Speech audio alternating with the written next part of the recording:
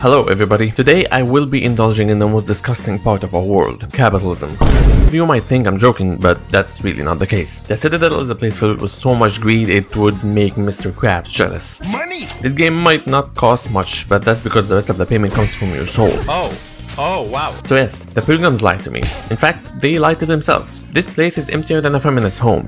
I'm sure the women will love this joke. In this video, I will be combining Act 2 and 3 together, so it will be a bit lengthy. And no, I will not be talking about how you can overdose in this game or the RNG boss. There will be a lot of stuff I will be sidelining, so go buy the game yourself to experience it. In this video, we'll go from feeling like I killed a puppy to pulling my hair out and saying over 20 racial slurs in different languages. Act 2 prepared me for what's come. Act 3 broke me and I will never be the same. So please, do sign this petition on raising the prices on single moms in every aspect of their lives. I'm sure they will appreciate it.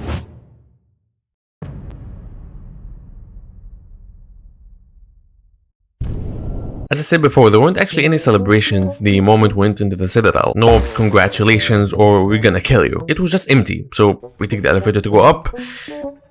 But never mind, it decides to go down. I swear to God, if this elevator breaks...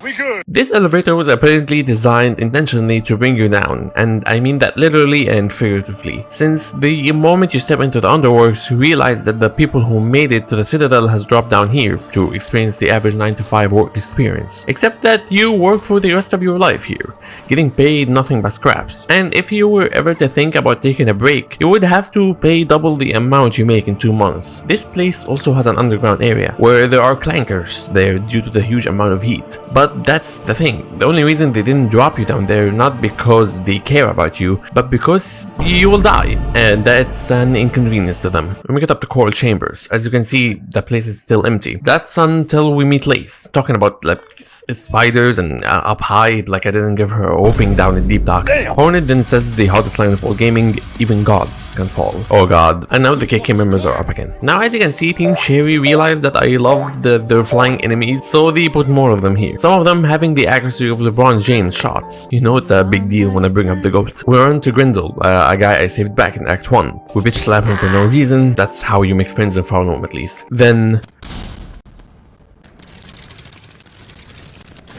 Cogwork Dancers. The gayest of bosses. No amount of gay can convey this gay. This boss is absolutely great in terms of its execution. Also, music slaps, like usual. In terms of its difficulty though, it doesn't shine very much. Especially in the 4th phase where you kill one of them and now you're left with nothing but the guilt. Again, in terms of difficulty, this boss isn't anywhere near hard, but it does leave an emotional scar after you're done with it. It had to be done. 3 robots talk to us. They tell us that in order to make it above and find out that something that kidnapped us, we need 3 melodies. The Architect melody, the Keeper's melody, and the Conductor's melody. And now I wonder, how the hell are these robots talking to us?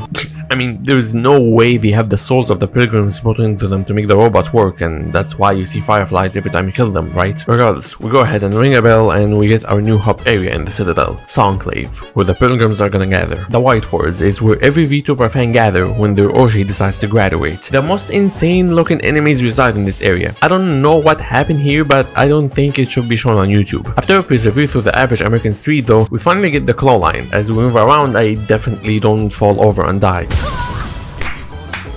I pressed the wrong button. And yep, great, another arena. Now we actually have all the tools in order to proceed to the 3 melodies, but we need to get stronger.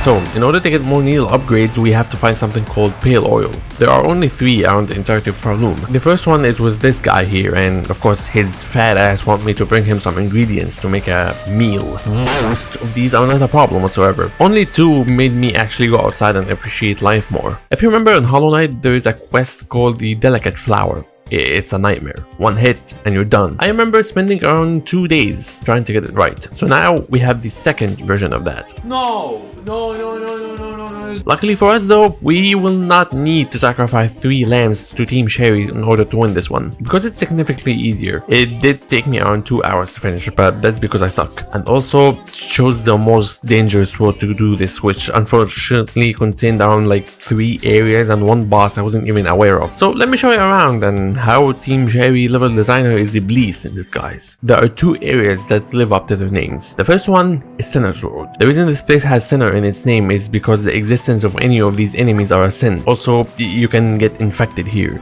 Again, I love this place, so we need to get the hell out of here.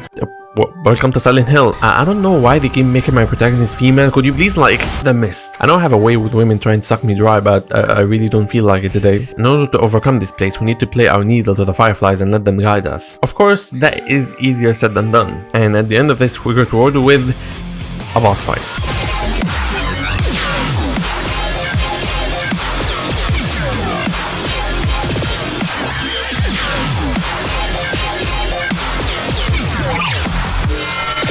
Phantom. As you can see, she plays kinda like Lace. That's because they are sisters. It's weird that both of them still suck at combat. I thought that the older sister is supposed to be stronger or better or something, but nope. You can easily maneuver around her, and when you reach the second phase, you can already tell what she's going to do. Both of you are failures, and you deserve a whooping to understand what a prodigy is.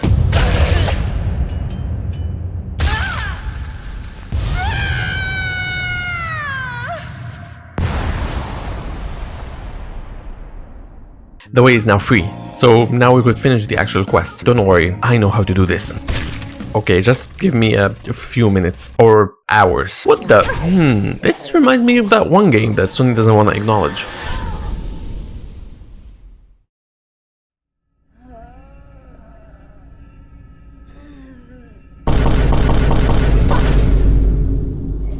Oh lord, she's naked! We're on the lower part of the slab. It's right next to the citadel. The main type of enemies in this area are flies. The slab is a prison where the people of the citadel put sinners and heretics in. If you notice the keys, you will understand that. And this is a prison break. Oh god. Oh wow, okay. This is another trap. This is another trap. And this is a fight. Come here! How do I... Oh! I'm freezing. I'm still freezing. Oh god. Yeah. Oh god. It's a bench? Ooh, now that's sexy. So close. Oh, attack! You can get your weapon back! Give me my stuff! Oh! Oh! Oh my Damn! god!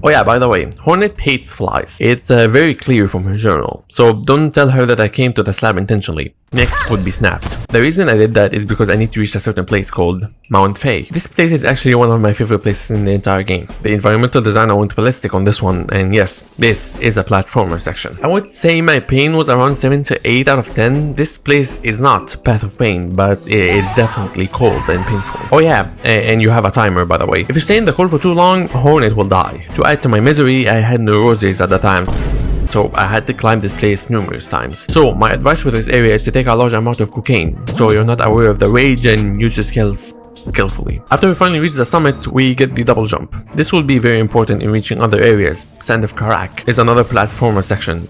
Oh yeah, my bad, I forgot to mention that there were 2 couples that I had to separate. Listen, if I'm not happy, no one is. Regardless, keep the cocaine a little bit more with you because stuff gets a bit complicated here, since the platforms have a timer of disappearing. Oh yeah, by the way, remember the enemies who send ricocheting projectiles at you? This is their place of birth, so you can imagine the pain I was going through. I'd rather dip myself in sulfuric acids than do this place ever again. Also, the other partner is here. Listen, man or woman, I know I killed your partner, but you are one of the worst races of bugs in this kingdom, and I'm feeling like Herbert Moon today.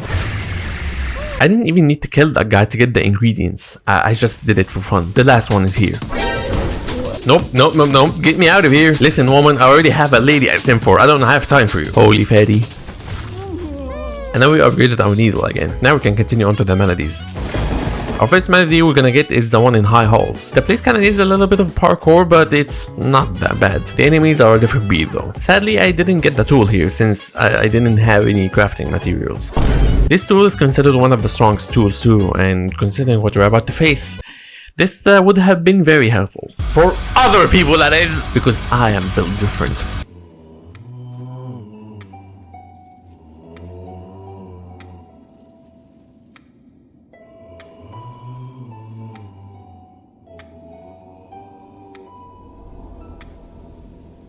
In order to get the next melody, we need to go to the Whispering Vaults, a place directly under Songclave. Having the average American guarding this place, with their little companions, this place isn't too bad. It does contain one of the best bosses though.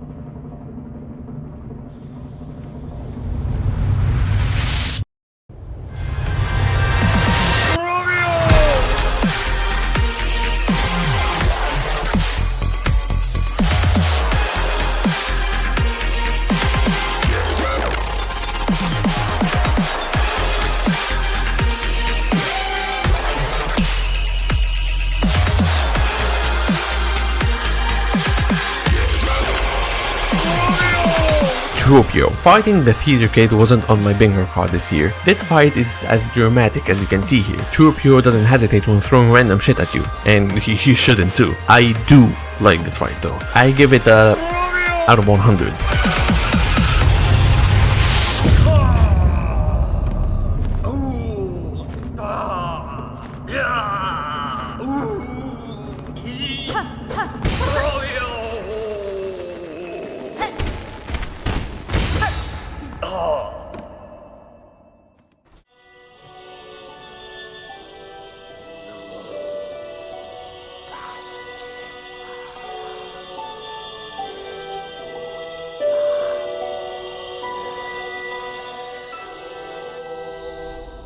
Now, let's do more parkour. Just don't forget your drugs. This part in cogwork isn't that bad though. That's until I reach a puzzle. And if you know something about me, I am clinically retarded. So I spend the next 30 minutes trying to figure it out.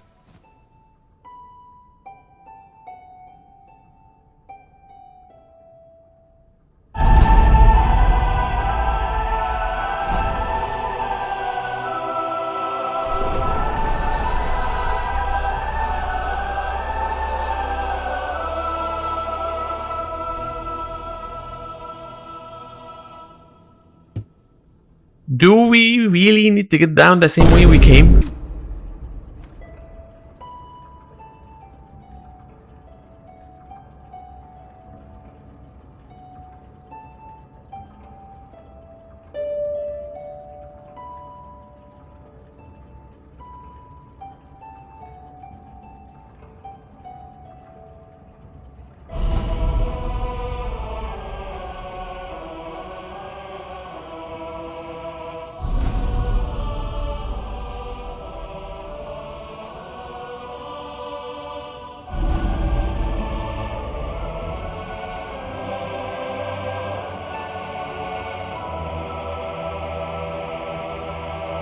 This is the best game ever made.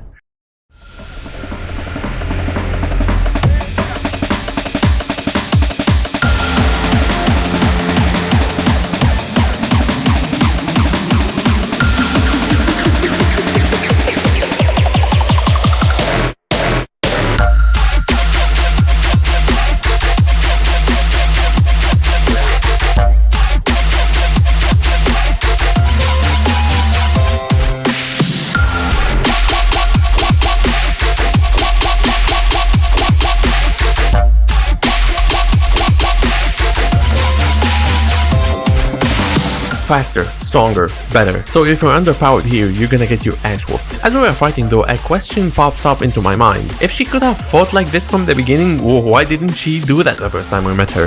Actually, shut up!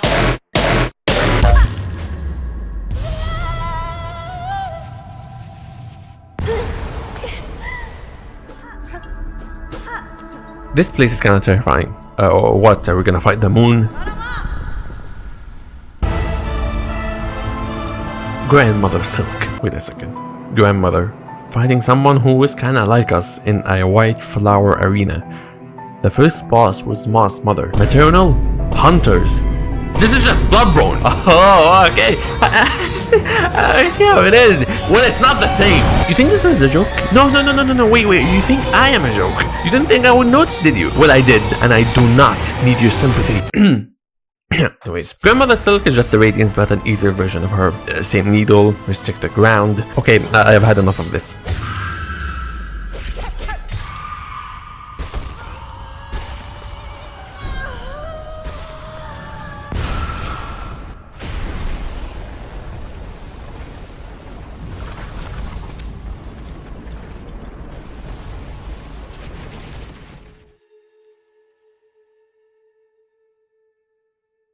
Guys, I think we give Hornet a little too much power. And that's it. That's Silksong for you. Where is it? Now, there is a secret act no one knows about. And when I mean no one knows about, I mean everybody already knew about. In order to get to that act, we have to be nice to people. And if you know something about me, this is a very hard thing to do. We have to finish the wishes on the wish wall in all of the hub areas and a couple of other side quests for certain NPCs. Some of them make you fight a side boss. Our savage beastfly will tell you how hated this guy is. Or love. Like I say, love and hate are on the same coin. Too bad for him though. I went through Mount Fae, so I know how to pogo really well now. Moving the Flea Caravan to the last place for them to settle, and that is in Petrified Ducks. Yes, another poisonous area. Okay, you guys are going through Bloodborne and now Half-Life. Could we please stop with the games that aren't gonna come out? I hate these mosquitoes looking things. They make me uncomfy. Ooh, XD. This place really sucks. At least towards the end, we'll find a good place to leave the caravan in. And now we have to go through all of that again. Regardless. What?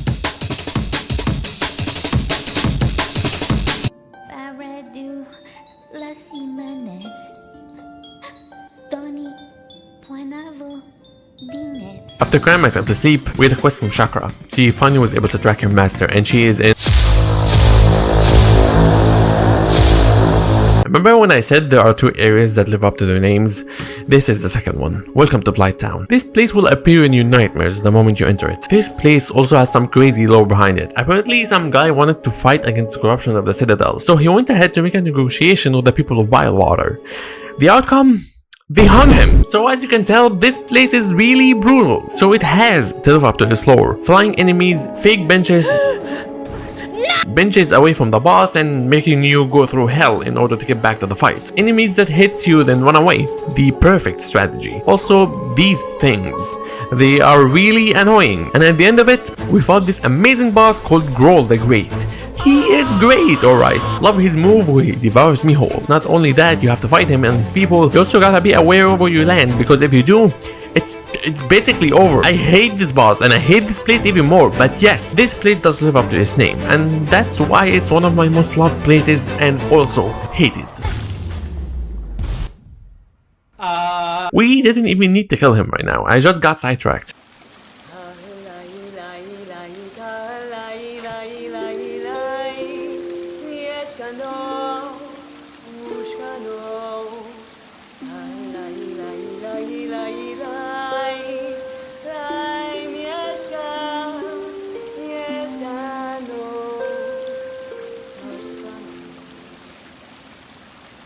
In order to find another way to trap Grandmother Silk, the Keeper at Sunclave suggests we find 3 different souls and the Snare Setter in order to make the trap work. We already have one, another one with the Shameful Maid and another one with the Bell Hermit. And the last one is a Snare Setter in one of the Weaver places. The Weavers created like a cave to stay away from Grandmother Silk.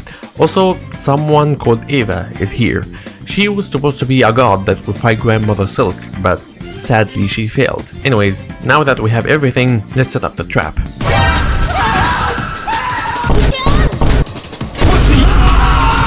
I think someone set us up.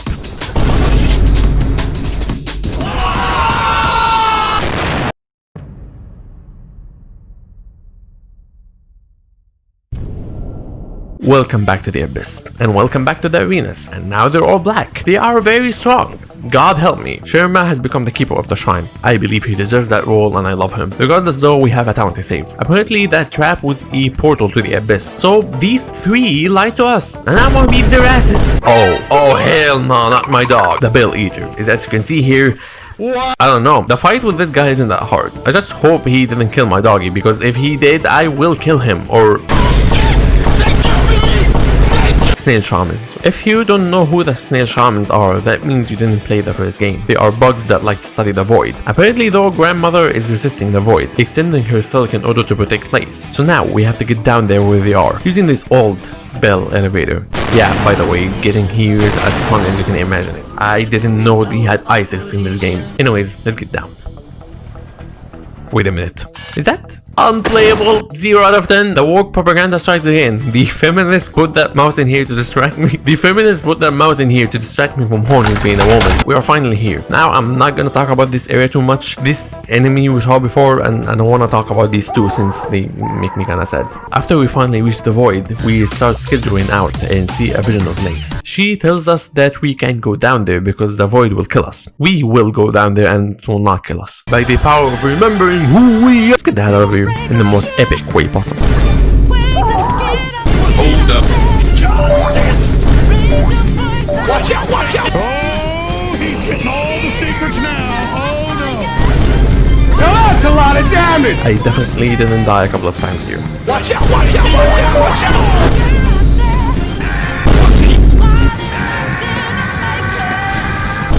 We return back to the shamans and they tell us we need 3 hearts from great beings or something. The first boss is inside of Karak. Great! I love this place as you guys can tell, and I'm gonna love this boss for sure. Get a load of this idiot. He doesn't know he will enter a gauntlet of enemies of 4 different arenas that will whoop his ass out of existence.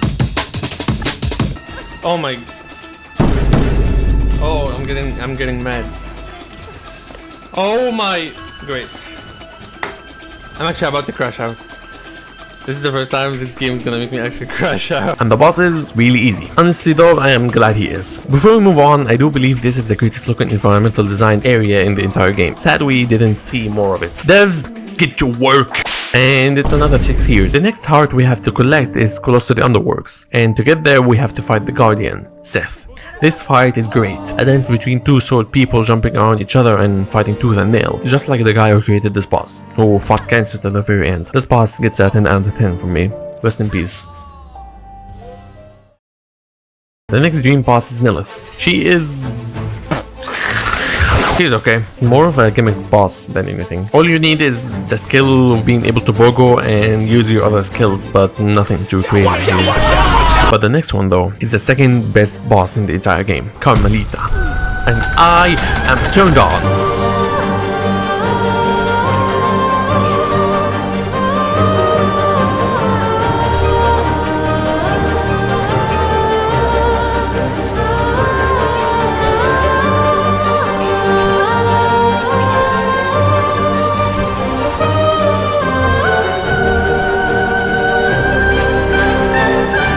What makes this boss one of the best is not only due to its movesets, but also the setting. Fighting an ant queen who used to rival gods. And of course, the music touching my soul like when my teacher used to touch. This boss is insanely good, and is one of the reasons that makes Silksong one of the best games I ever played.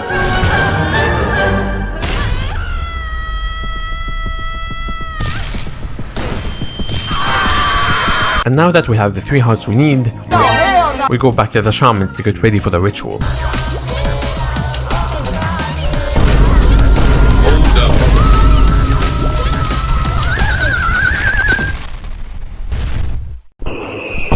Ren memory. This is where the entire lore dump happens. I know your brain rotted zoomer brain won't be able to handle all of information, so I will try to summarize it to you. Hornet was born from Hera and the Pale King, if you remember the first game. So that concept was unique to the Weavers, since they can rarely reproduce. They gathered around her and said, "Work, child," because they want her to take over Grandmother Silk. Hera believed otherwise though. She told Hornet to find her own calling, and then hope will come back to her. You can also see her mask being blurred. Hornet can barely remember her, even though she is going very deep into her own memory. Vespa takes Hornet under her wings and train her to fight. Should have trained me too with the amount of deaths that I got in this one run. She is not a bee. Hornet is a... what's it called? Hornet is a spider. Hornet is not a bee. What are you guys talking about? Oh. Shut the f up! Shut up! After that, she goes back to the White Lady. 3 queens, 3 mothers, birthed by Hera, trained by Vespa, and raised by the White Lady. The White Lady talks about the wish. What is the wish? Strength in mind, in care, and in claw. be mindful, be caring, and be strong. Hornet knows about it even more now, and is thankful for it. Her 3 mothers that taught her how to live, and then the delicate flower, or the ever plume, appears. If you remember Hollow Knight, this flower was used to resist the void in the Got Home DLC, and now that we have it, we can traverse the abyss.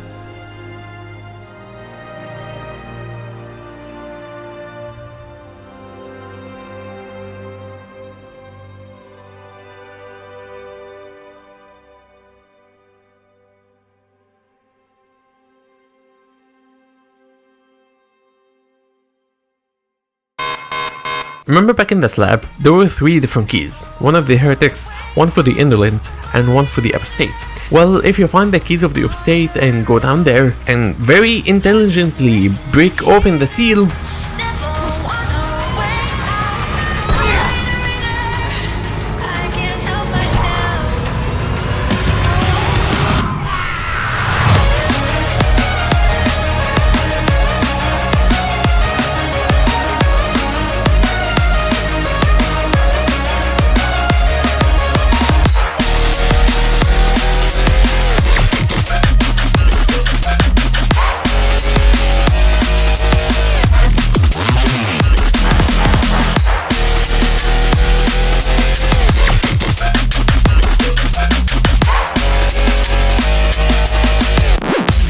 now, I fought this boss in my second playthrough, that's why I'm beating his ass right now, but it's definitely one of my favorite bosses. Lore-wise, I don't think I need to explain much. She is the first Weaver to ever exist.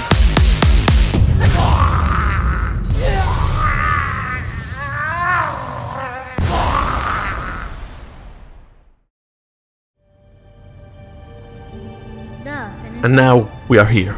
And this is where we'll finish everything once and for all.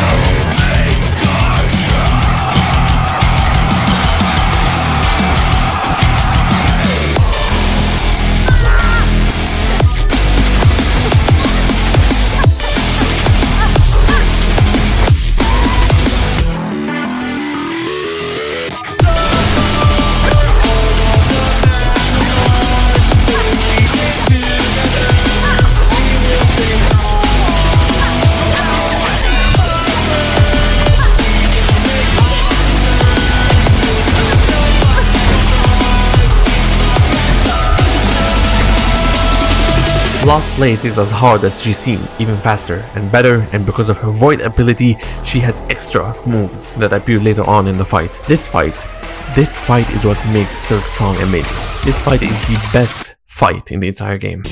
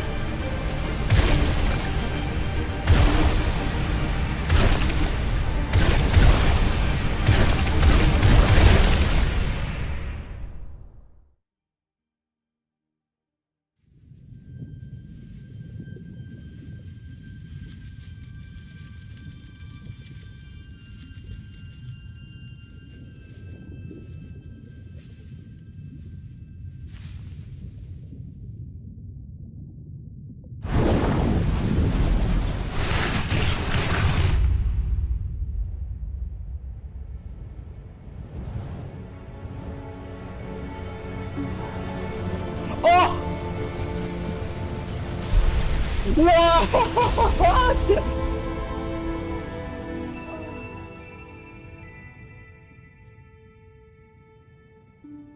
Oh my.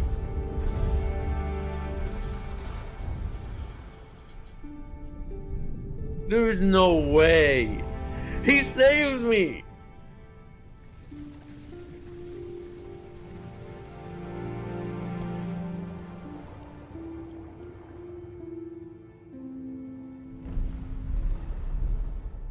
That was so cool.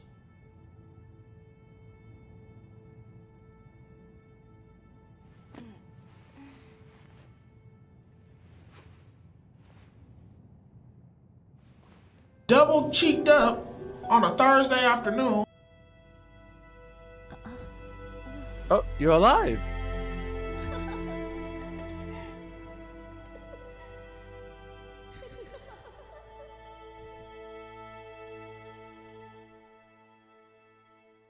This game is a masterpiece in my opinion. Yes, I do have my gripes with it. The fetch quests do suck, yes. Other than that, I enjoyed every hour of this game. And I'm still enjoying it even after 100 hours. The lore, the tools, even the enemies, and of course, the music. Absolutely stunning. Get this game. There are a lot of other bosses and lore materials I haven't even covered in this video that are still worth exploring. This game gets a 10 out of 10 from me, and you bet I will be there when the DLC comes out.